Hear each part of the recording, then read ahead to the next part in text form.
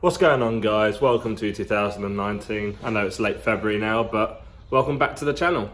As you can see, got myself a new unit, so going to be working on the car in here. Saves me borrowing people's driveways, etc, because that's not the best thing to do with noise and time frames and stuff like that.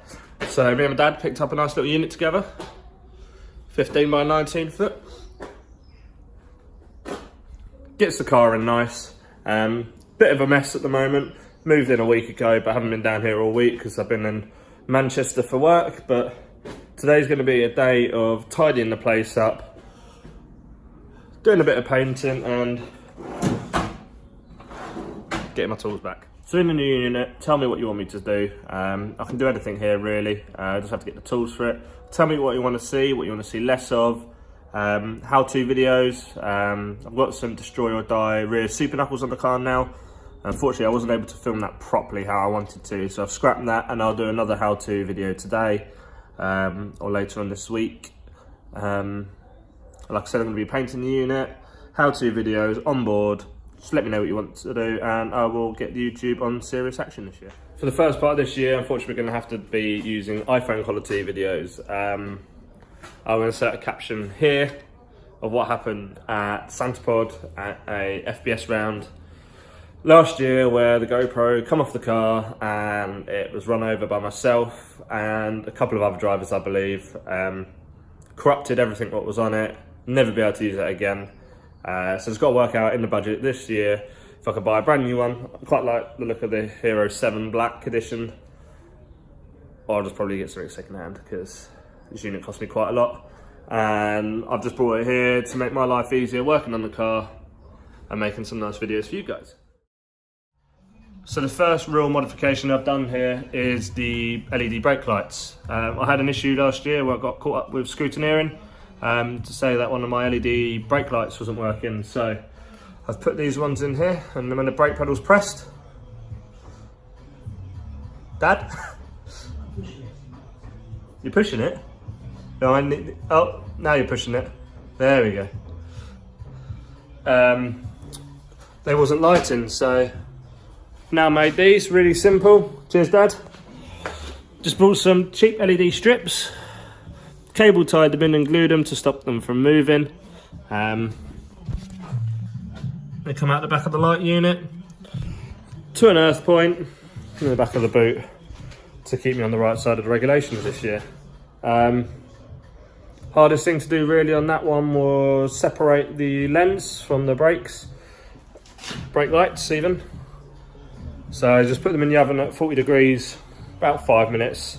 There's a fan oven. Then pull it apart of all the glue. All horrible like this one, but they can be a little bit brittle, as you can see here. They split, so again, just went on eBay and just bought some eBay super glue. So I'm going to get that one put in, marry the lenses back up to the lights. That's the first job done. So the light's all glued, not overly fussed with the look at the back of it. I can always just wet sand and polish. The fracture points there, and just at the bottom there, where is obviously where it went. Yeah, I've got a slight lip in there, but I'm sure that will sort itself out. The remaining glue around the edge of the light cluster is reworkable, so I'll just get the heat gun on that in a sec and hopefully they'll push in. Or maybe I'll add some Tiger Seal in there just to be safe. But yeah, these strips were like £4 from eBay, LED.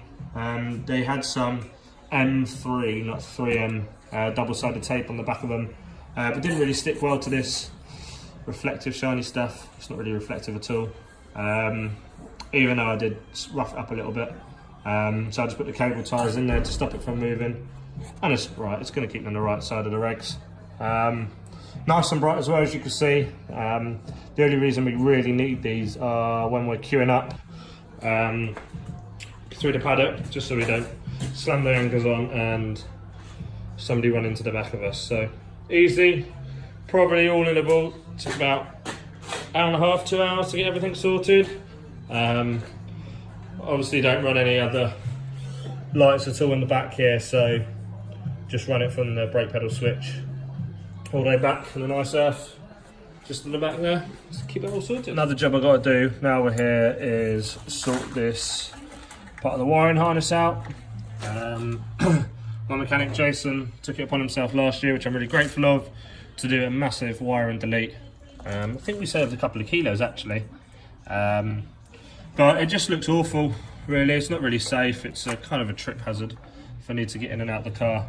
So I'm going to tidy this up, so the cable tie it nice and tight together.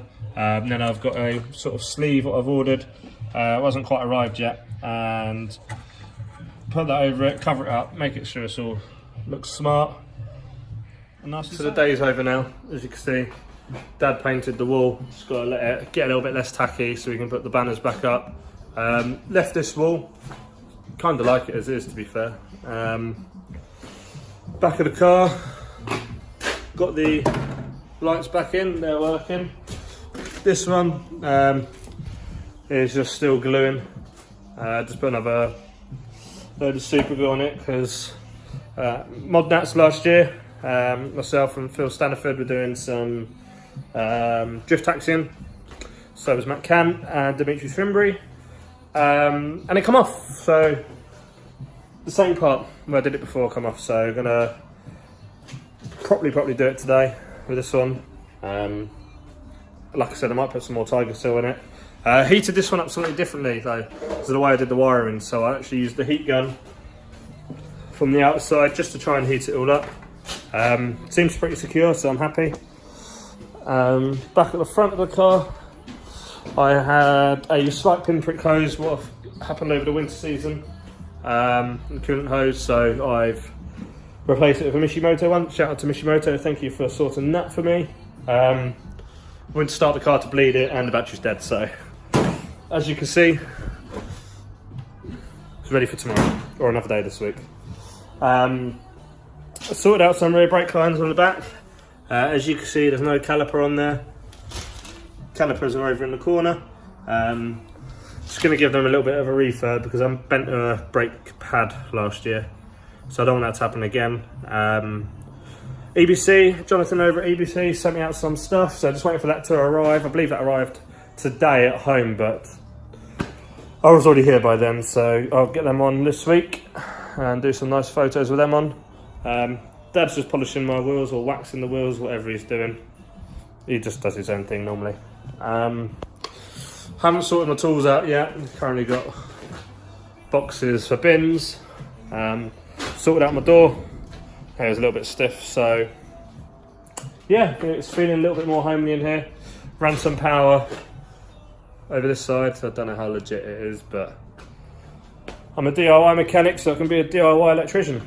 So I'm happy, Dad's happy, Carl's happy. We're just talking about some paint for the inside. It was really hot last year when we was racing, so trying to experiment with paints and styles to make it look good. It's only going to be one colour. Thinking about doing it white inside, but then it's just going to be a nightmare to keep clean. Like, this has had nothing in it and it's muddy, so don't know what we're going to do with that one, or maybe do a Nardo grey. See what we think. See what price options are what. I have to go out and buy a paint gun. I don't fancy doing it in rattle cans, to be fair.